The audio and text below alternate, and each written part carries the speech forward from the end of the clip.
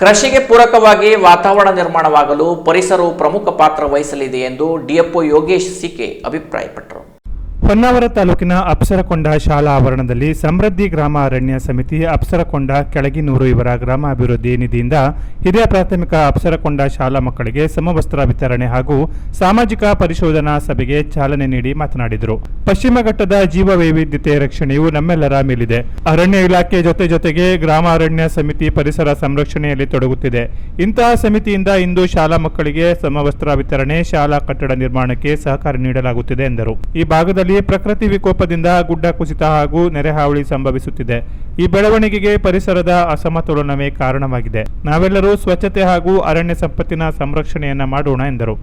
ಜಿಲ್ಲೆಯಲ್ಲಿ ಶೇಕಡಾ 80% ಭಾಗ ಅರಣ್ಯ ಪ್ರದೇಶ ಇದೆ. ಜನರ ಜೀವನ ಈ ಒಂದು ಅರಣ್ಯದ ಸುತ್ತಮುತ್ತಲನ್ನೇ ಅವರು ಕಟ್ಟಿಕೊಂಡಿದ್ದಾರೆ. ಮುಖ್ಯವಾಗಿ ಈ ಒಂದು ಜಿಲ್ಲೆಯಲ್ಲಿ ನಾವು ಏನು ಪಶ್ಚಿಮ ಘಟ್ಟಗಳಲ್ಲಿ ಜೀವ ವೈವಿಧ್ಯ ತಾಣಗಳು ಅಂತ ಕರಿತೀವಿ, ಬಯೋಡೈವರ್ಸಿಟಿ ಹಾಟ್ಸ್ಪಾಟ್ ಅಂತ, ಇದನ್ನೆಲ್ಲ ಸಂರಕ್ಷಣೆ ಮಾಡೋಂಥ ಕರ್ತವ್ಯ ನಮ್ಮ ಎಲ್ಲರ ಮೇಲೆ ಇದೆ. ಒಂದು ಇಲಾಖೆಗೆ ಅದು ಅಗತ್ಯವಾದಂತಹ ಮತ್ತು ಕಾನೂನುಬದ್ಧವಾದಂತಹ ಸಾಂವಿಧಾನಿಕ ಕರ್ತವ್ಯವಾದರೆ, ಗ್ರಾಮಸ್ಥರಿಗೆ ಮತ್ತು ಇತರ ಒಂದು ಸಮಾಜದ ಎಲ್ಲ ವರ್ಗದವರಿಗೆ ಮತ್ತು ಮುದ್ದಾದ ಪುಟಾಣಿ ಮಕ್ಕಳಿಗೆ ಅದು ನಮ್ಮ ಒಂದು ನಾಗರಿಕ ಕರ್ತವ್ಯನೂ ಕೂಡ ಹೌದು. ಈಗ ನಾವು ನಮ್ಮ ಜೀವನನ ಅಂದರೆ ಆರ್ಥಿಕವಾಗಿ ನಾವು ಅಭಿವೃದ್ಧಿಪಡಿಸ್ಕೋಬೇಕು ಅಂತ ಹೇಳಿದ್ರೆ ಭೂಮಿ ಮೇಲೆ ಅವಶ್ಯಕತೆ ಇರ್ತದೆ. ಹಂಗಂತ ಹೇಳಿಬಿಟ್ಟು ನಾವು ಫಾರೆಸ್ಟನ್ನು ಯಾವುದೇ ಕಾರಣಕ್ಕೂ ಹಾಳು ಮಾಡೋಕ್ಕಾಗೋದಿಲ್ಲ. ಯಾಕೆಂದರೆ ಫಾರೆಸ್ಟ್ ಕಾನೂನುಗಳು ಭಾಳ ಕಠಿಣವಾಗಿರ್ತವೆ. ನಾವು ಫಾರೆಸ್ಟಲ್ಲಿ ಕಾನೂನು ಬಾಹಿರವಾಗಿ ಮರನ ಕಟ್ ಮಾಡೋಕ್ಕಾಗೋದಿಲ್ಲ.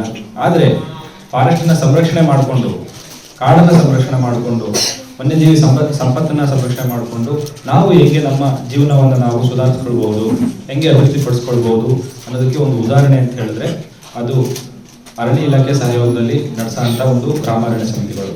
ತಮಗೆಲ್ಲ ತಿಳಿದಿರ್ಬೋದು, ಹೊನ್ನಾವರ ಅಂತ ಹೇಳಿದ್ರೆ ಇತ್ತೀಚಿನ ದಿನಗಳಲ್ಲಿ ಒಂದು ಪ್ರೇಕ್ಷಣೀಯ ಸ್ಥಳವಾಗಿ, ಅಂದರೆ ರಾಜ್ಯ ಮಟ್ಟದಲ್ಲಿ ಇವತ್ತು ಬೇರೆ ಬೇರೆ ರಾಜ್ಯಗಳಿಂದ ಕೂಡ ಇಲ್ಲಿಗೆ ಪ್ರವಾಸಿಗರು ಬರ್ತಾರೆ. ಪ್ರವಾಸಿಗರು ಬಂದ್ಬಿಟ್ಟು ಇಲ್ಲಿರೋ ಅಂಥ ಪ್ರಕೃತಿ ಸೌಂದರ್ಯವನ್ನು ಅವರು ಕಣ್ತುಂಬಿಸ್ಕೊಂಡು ಭಾಳ ಒಂದು ಧನಾತ್ಮಕ ಒಂದು ಅಭಿಪ್ರಾಯವನ್ನು ತಗೊಂಡು ಹೋಗ್ತಾರೆ. ಇಲ್ಲಿ ನೈಸರ್ಗಿಕವಾಗಿ ಕೆಲವೊಂದು ವಿಶೇಷ ತಾಣಗಳಿದ್ದಾವೆ.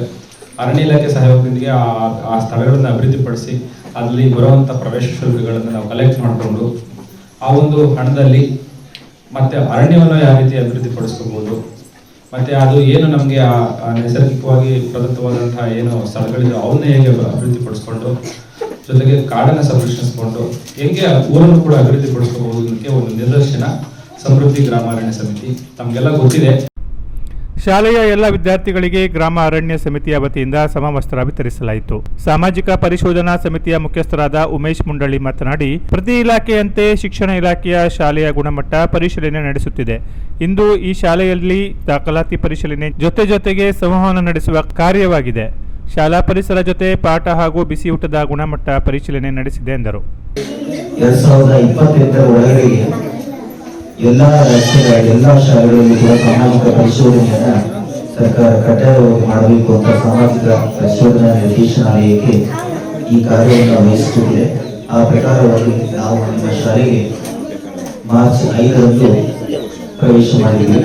4 ದಿನಗಳ ಕಾಲ ಈ ಶಾಲೆಯಲ್ಲಿ ಭೌತಿಕ ಪರಿಶೀಲನೆಗೆ ಒಳಪಡಿಸಿದೆವು.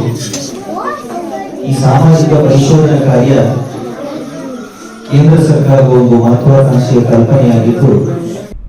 ಈ ಸಂದರ್ಭದಲ್ಲಿ ACF G Lohith Kumar, RFO Savitha Devadiga, ತೋಟಗಾರಿಕಾ ಇಲಾಖೆಯ ಅಧಿಕಾರಿ ಸೂರ್ಯಕಾಂತ ವಡೇರ್, ಗ್ರಾಮ ಪಂಚಾಯತ್ ಸದಸ್ಯ ಸುರೇಶ್ ಗೌಡ, ಸಮೃದ್ಧಿ ಗ್ರಾಮ ಅರಣ್ಯ ಸಮಿತಿ ಅಧ್ಯಕ್ಷರಾದ ಅಣ್ಣಪ್ಪ ನರಸಗೌಡ, ಶಾಲಾ ಎಸ್ಡಿಎಂಸಿ ಅಧ್ಯಕ್ಷರಾದ ಅಣ್ಣಪ್ಪ ಗೌಡ, ರಮೇಶ್ ವಲ್ಲಪ್ಪ, ಮಂಜುನಾಥ ನಾಯಕ್ ಮತ್ತಿತರರು ಇದ್ದರು. ಮುಖ್ಯ ಶಿಕ್ಷಕ ನಾಗಭೂಷಣ ಸ್ವಾಗತಿಸಿ ಗಣಪಯ್ಯ ಗೌಡ ಕಾರ್ಯಕ್ರಮ ನಿರ್ವಹಿಸಿದರು. ಶಾಲಾ ಮಕ್ಕಳಿಂದ ಸಾಂಸ್ಕೃತಿಕ ಕಾರ್ಯಕ್ರಮ ಜರುಗಿತು.